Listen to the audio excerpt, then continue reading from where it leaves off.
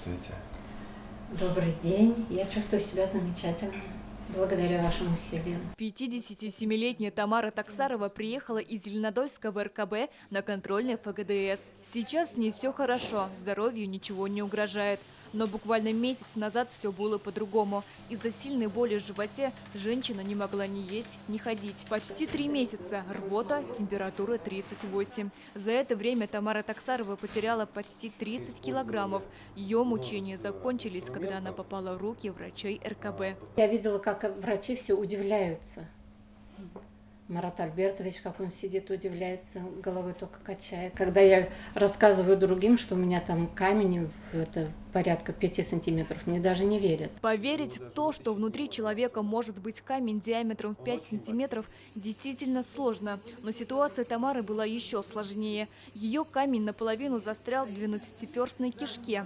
Он попал туда, придавив стенку желчного пузыря. В истории мировой медицины это крайне редкая патология. Случай достаточно уникальный. Вот он случается где-то в 0,01% до 0,5% среди всей желчнокаменной патологии. Эти случаи чаще всего оперируются, и процент осложнений очень высокий.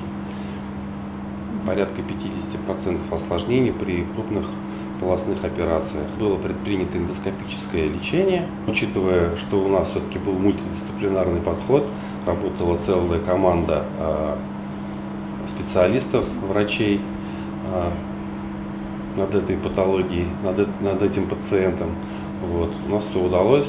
Врачи провели Тамаре Таксаровой не полостную, а малоинвазивную операцию. Не повредив ткани, с помощью ФГДС они раздробили желчный камень на мелкие частицы до 20 миллиметров, которые сами вышли из организма.